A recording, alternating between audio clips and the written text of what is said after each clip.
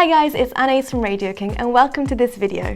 So, creating a radio studio might seem overwhelming if you've just started your radio adventure. Rest assured, there's no need to break the bank in order to have a good setup that will provide you with great audio quality. For the most basic home studio, you can use a USB microphone that plugs straight into your computer. However, if you're looking for something a little bit more professional, you may want to invest in an XLR microphone, a mixing desk, and a good pair of headphones. Today, I'm going to show you how to set up your very first radio studio in 2 minutes. So before we start setting up our studio, I want to show you the equipment that I'll be using today. Bear in mind that if you don't have exactly the same equipment as I do, it doesn't matter, the setup will remain pretty much the same. So this is the Rode Procaster, an XLR microphone which will cost around $150. XLR microphones capture an analog signal using 3-pronged male and female connectors. Most pro audio recording gear is designed for XLR microphones. When you buy an XLR microphone, the cable comes with it.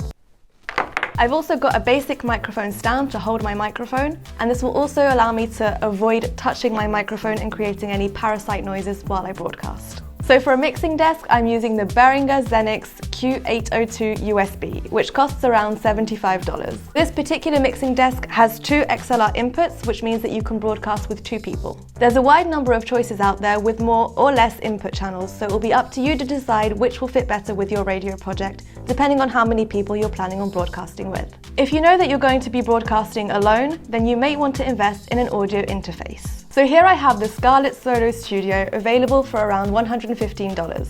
Audio interfaces convert microphone and instrument signals into a format that your computer and software can recognize. This one has 1 XLR input, so again, if you're planning on broadcasting solo, then this could be a great solution.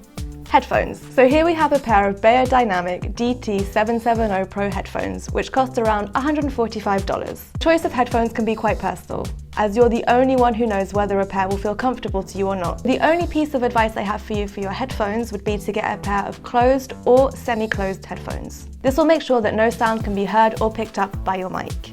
And finally, we have a pop filter, which will help avoid any popping sounds when you use plosives such as P's and B's. You can get them for around $10. To start, I'm going to connect my microphone to my mixer with an XLR cable. Next, I'm going to connect my headphones to the phone's output on the mixer.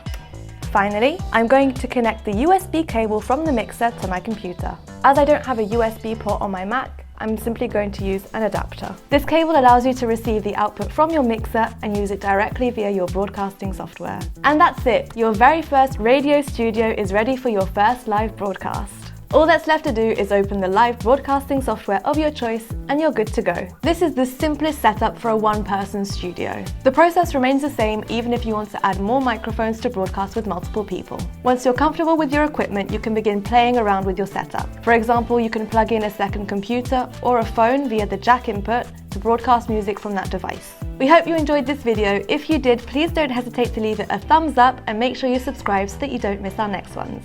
See you next time!